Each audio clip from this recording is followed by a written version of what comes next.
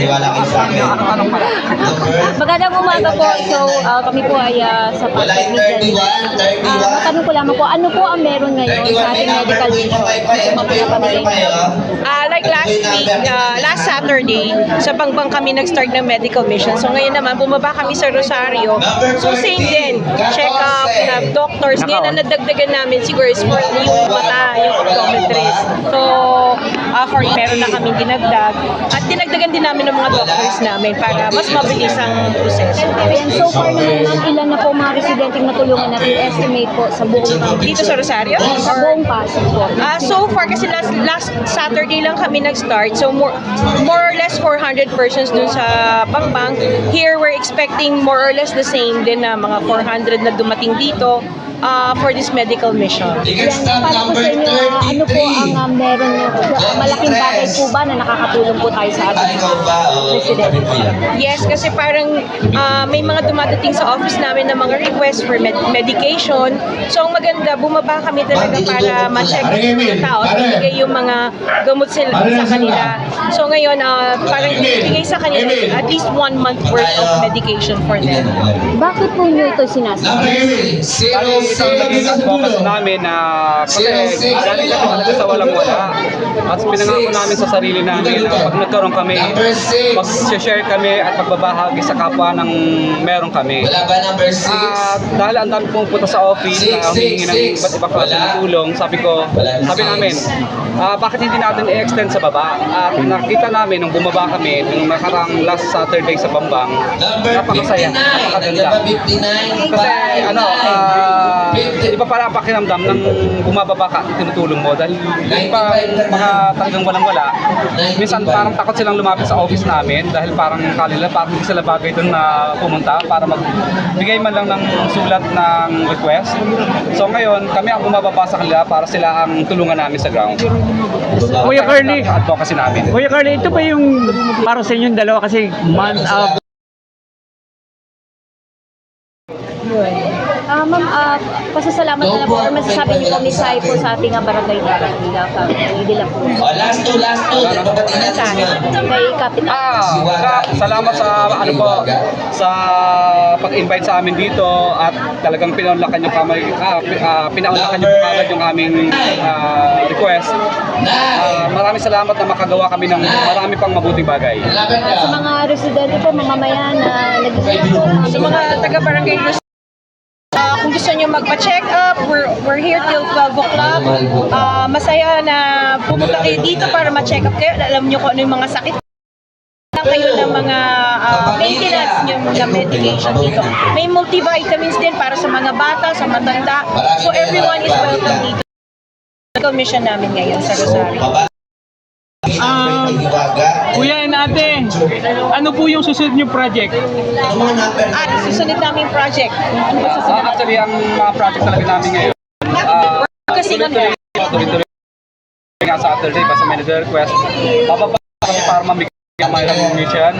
At yung mga ibang nakita na pwede namin maging project, kasi ang sisikip ng mga kalsada ng Pasig area, yung ba yun na pwedeng pasok sa looban para kumuha ng mga basa at ganito parang barangay patrol pumasok sa mga looban kasi mga barangay patrol nakita ko malalaki. So yun pong gano'n klase ng idea nakita lang po namin sa ibang lugar at hinangan din kami nila ng tulong na pwedeng mag-donate kami ng ganong bagay sa kanilang lugar sa labas Pasig yun.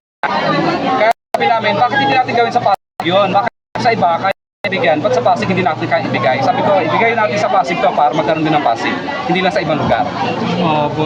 Kuya Carly, Kuya Ate Sara, marami pong mga pilan tinatawag. Pero sa ngayon po, mukhang first time yata na may mag-asamang isang filantropo. Ano po sabi niyo dito? Ang gusto namin talaga ay makapag-inspire lang po. Makapag-inspire din kami. Sa amin na ibigay natin sa mga constituents nyo yung tulong. Sapagkat kami tulong kami, private sa company. Gusto namin na nagbibigay kami kasi napapansin namin sa bawat pagbibigay namin, ito sa punta bumabalik sa amin na blessings. Ito po ang ano namin. Kaya kami Kasi tuloy-tuloy din magbibigay ng blessing sa kapwa. At yun naman talaga ang pinangako namin. Nasabi sa ganitong klase ng tagumpay, babalikan na namin kung ano man ang pinanggalingan namin. Kasi nanggaling kami sa talagang walang-wala. Kuya Carly lang. At sige po. Sige po. Balik ko lang yung dun sa ito, love month ngayon, no? Anong reason bakit nagbibigay po kayo ng mga gown dun sa mga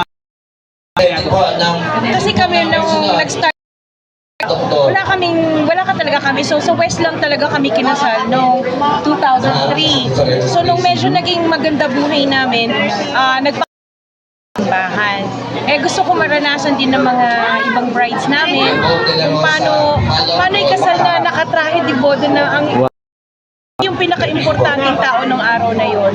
So yun, ginagawa namin sa mga brides namin sa office. At nasasaya ang saya nila. Yun nga lang, dumadami inaanak ko. Ayun na, going back po ako yung party at Sarah. So sabi niyo po na galing po kayo sa hindi maganda or sa kahirapan po. Mensahe po sa mga taong nawawala ng pag-asa. Siyempre, ang buhay niyo yun, ano po masasabi niyo? Siguro message kami, lahat ng bagay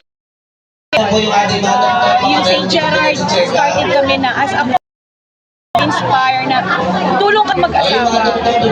Tulong kayong mag-asawa sa lahat ng umunlad kayo. Kasi ang goal nyo lang naman is magpalaki at maging magandang buhay ng mga anak nyo.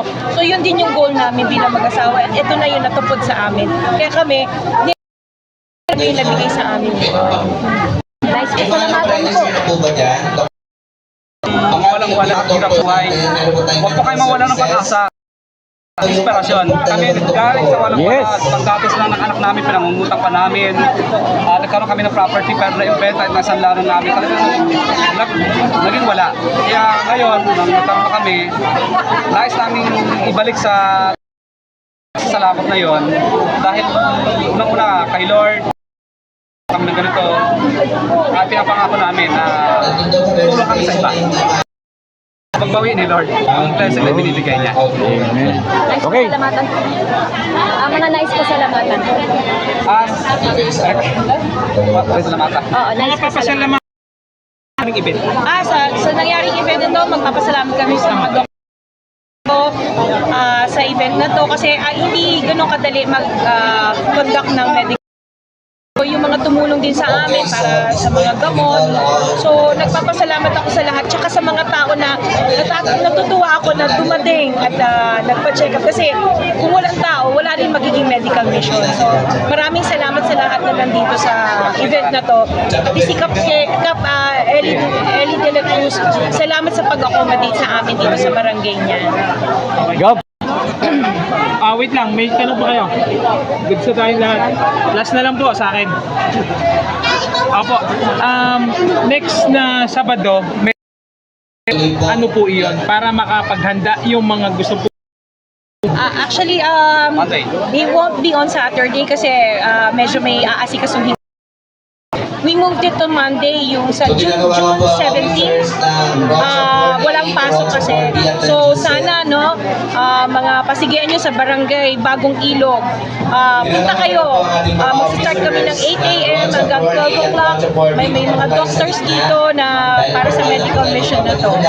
So we'll see you next Monday. Kuya Carly at Thank you. Well, Ilaw pala. so yan po ang ating